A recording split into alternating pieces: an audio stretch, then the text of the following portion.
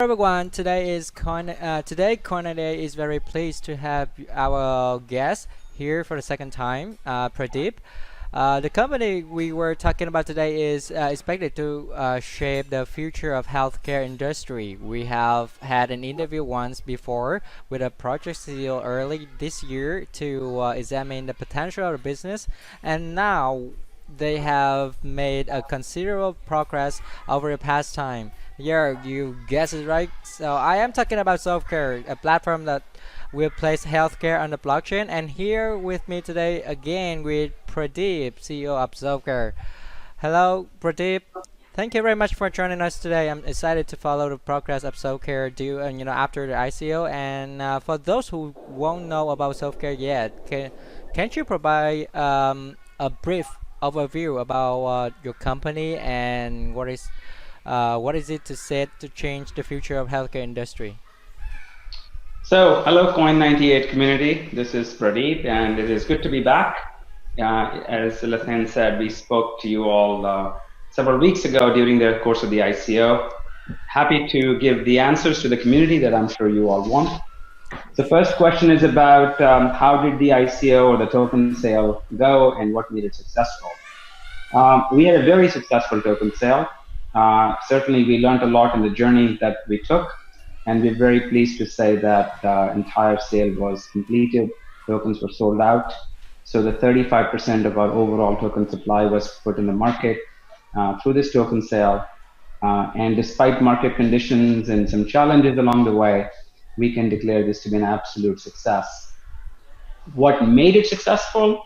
I think first is we know our industry. We know our industry really well, and we were able to convince clients around the world and investors and token holders and buyers of tokens who will use our product for their own families that we know how to solve these issues in healthcare.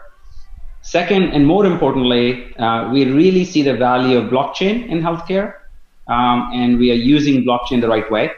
So this is not just I have blockchain, what solution can I build on it, but rather I have a clear understanding of healthcare and how can I use the right technology to solve the problem. And oh wow, blockchain really does solve a number of these issues.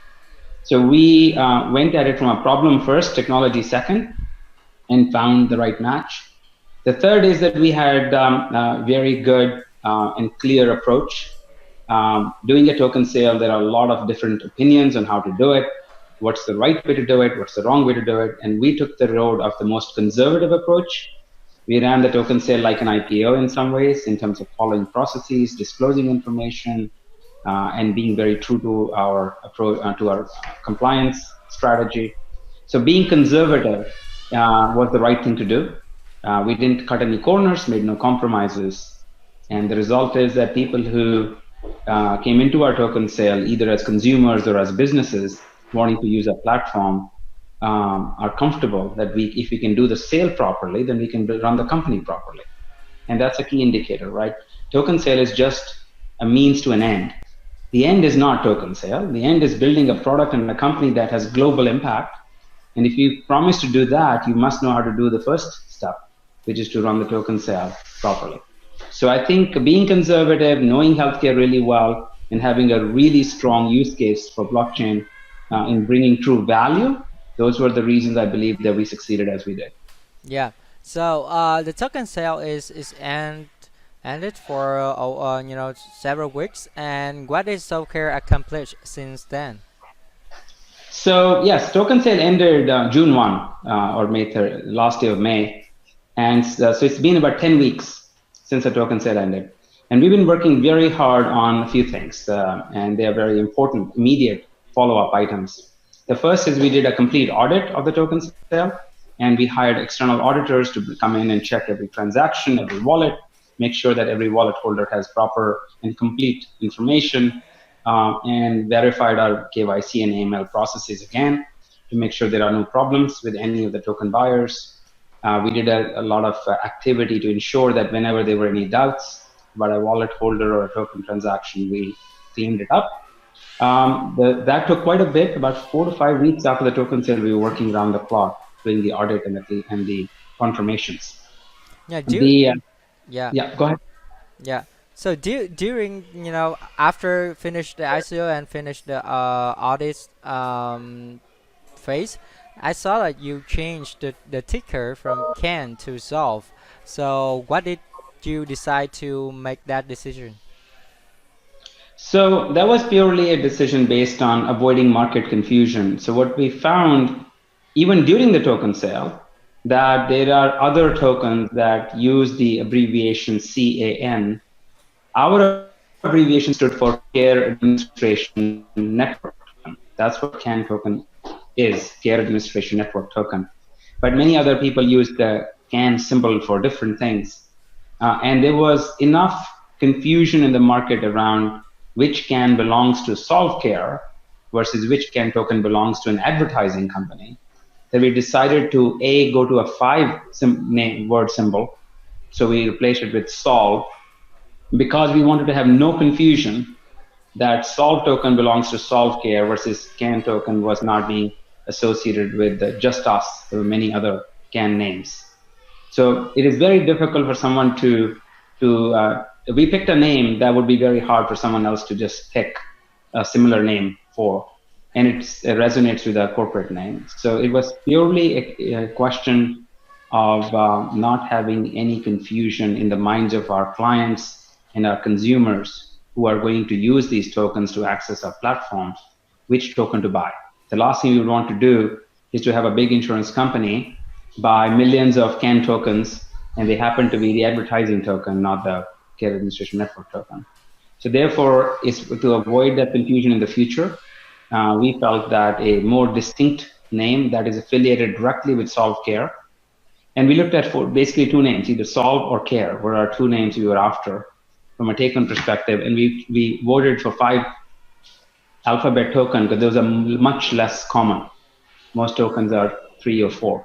So therefore, by going to a 5, we reduce the likelihood of somebody else using a very, very similar name. So that's the primary reason. Mechanically, it was quite a bit of work. We had to program a new token, build a swap feature in our wallet. All that had to be done, and we did it because we feel it's the right thing in the long run.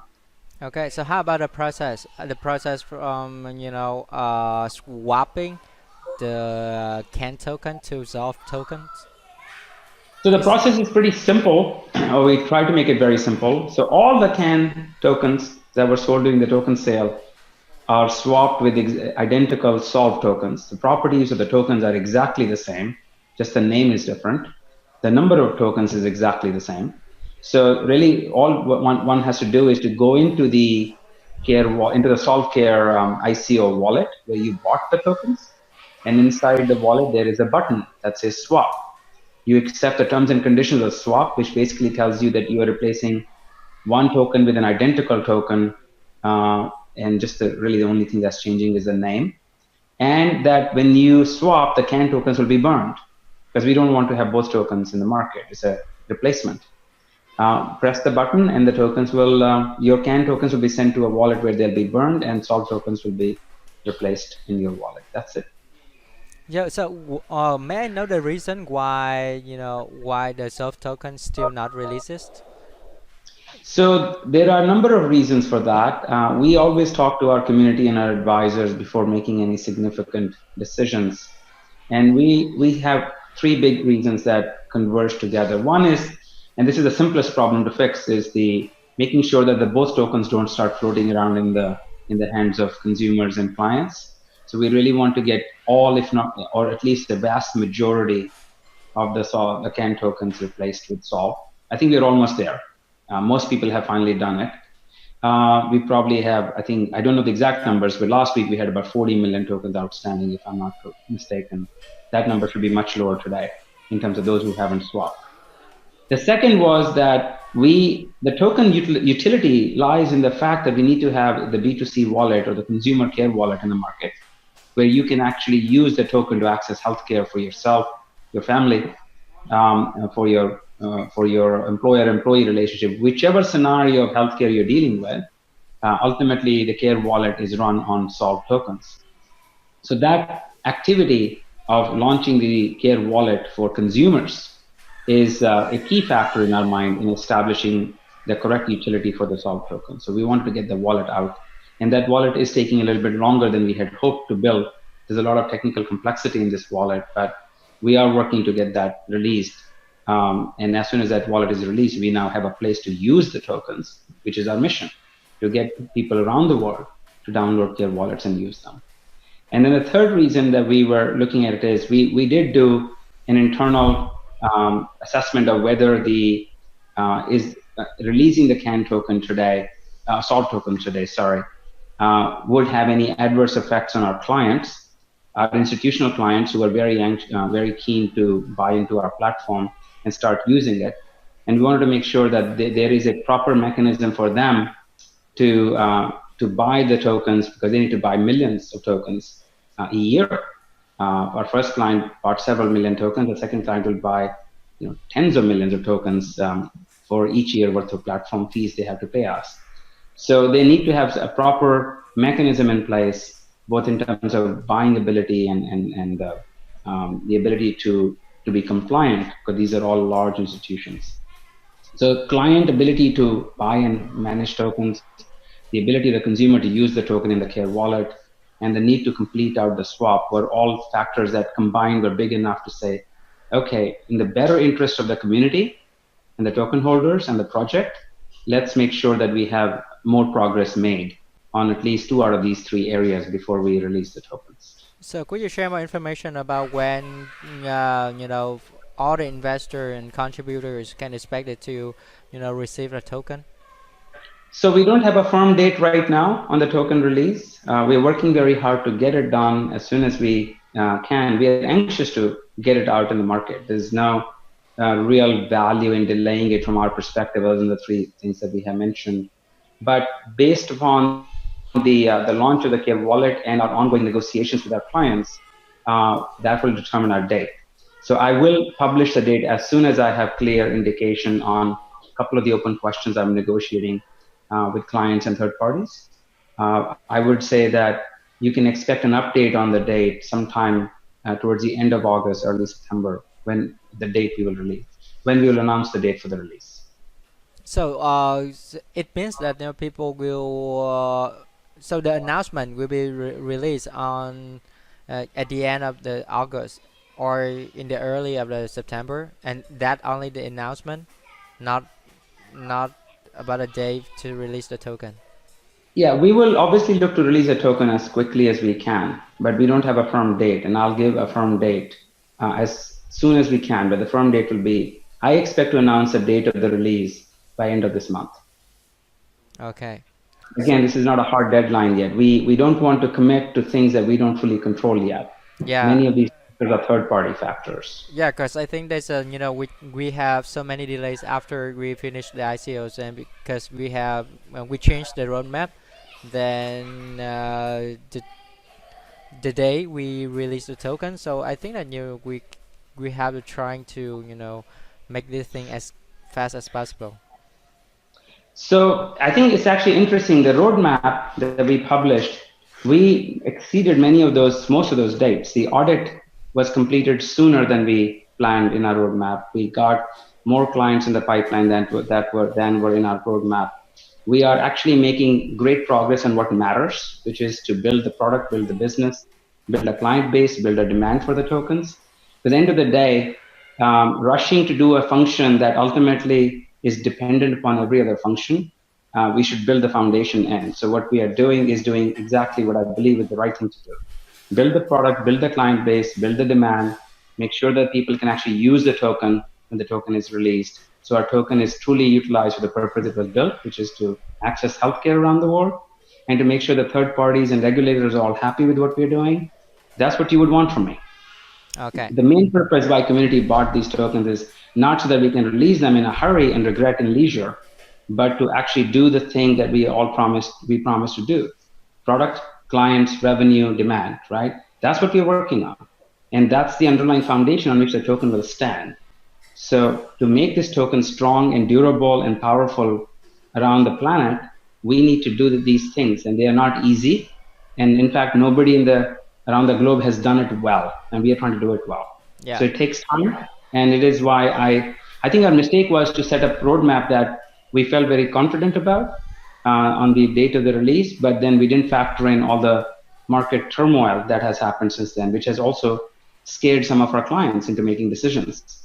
So we are trying to make sure that we get these clients, through the pipeline and into contracting mode and into contracts, so that they are effectively the token buyers.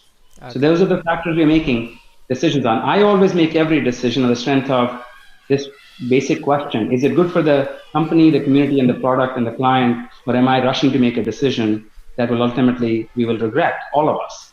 And that's my job, not let that happen. So could you share a little bit about the progress of building the platform? So platform is divided into now several tracks. So we have our Care Wallet team, we have our Care Cards team. There are multiple Care Card teams working on different Care Cards. We have our Care Protocol, our Care Vault, and so on. We have both expanded our internal team, and we have brought in some external crypto development organizations that are very good at what they do, and we are signing more partnerships. So we accelerated the B2C wallet as a result of this parallelism. We were originally going to release the wallet in October, and now we are shooting for September. So we moved up 30 days in terms of, or more in terms of the wallet release. So I'm pleased with where we are, but I'm not happy. I'm never happy because I need things to run faster, better, smoother. So we are making progress in all areas. I am very pleased with the progress made in the last 10 weeks since the ICO ended. The focus has been really on building the company, the product, and the client base now that the token sale is over, and we're doing the serious business of building a business. And along with that is building a really good platform. So progress is, I think we're on track in terms of the timeline. I'm looking for ways to accelerate, which is why we reached out to you to see if there are some additional partners in your part of the world that we could bring to the table as partners for helping us move faster. Okay. So what is the the plan of self-care for the rest of the year? So our plan is to finish the ACN rollout, which is a very big milestone for us. And they have expanded the scope since we originally signed the contract with them. So they want a lot more Care Cards, and we're negotiating with them additional Care Cards, but we want to launch the wallet, the provider wallet to as large an audience as possible. So we are working with ACN to expand the wallet beyond the original set of positions we were building for. The second big roadmap item is for us to release the B2C wallet, the consumer wallet, which I mentioned already. And the third thing that we are looking to do is to get a fixed number of, we have a internal number of how many clients we need to have signed and contracted by end of the year. And we're working very hard to make sure that we meet that number, but not exceed it. We also know that we will not take on more clients than we can properly deliver. So those three things we are doing very aggressively. In addition to that, we're building out the operations team. We've hired a new operations manager. We're building out the product management function. Look, it's building a company, right? Every function, IT, HR, finance, legal, operations, administration, development, delivery, support, product management, they all need to be run well. And we are very busy building the organization so that a large institutional client, which we are talking to many, is comfortable doing business with us. Because our contracts with them aren't, prototype or proof of concept. These are multi-year, multi-million-dollar year contracts, and they want to see things like service level agreements and 24/7 support, and they want to know, what happens when a data center blows up in the Middle East, and so on and so forth. There is a tremendous amount of work that is going into building the company to serve the large institutions as well as consumers around the world, and they're going to have demands and needs equally importantly. The last but not the least is building the community. We have, each of our execs has their top 5 priorities in front of them, and in my top 5, building the care community development network and partner network is one of the top 5, along with delivering ACN and getting the B2C wallet released. Yeah, thank you very much for taking the time with us today, Pradeep. We'll be watching the projects very closely, and wish you all the best for the future and self-care team also. Thank you very much for all your support throughout this journey, everyone in Vietnam, and we appreciate you being part of this journey. And I look forward to visiting Vietnam in the next couple of months, which is on my agenda. Thank you, and hope to see you on the next time. Very good. Thanks, everyone.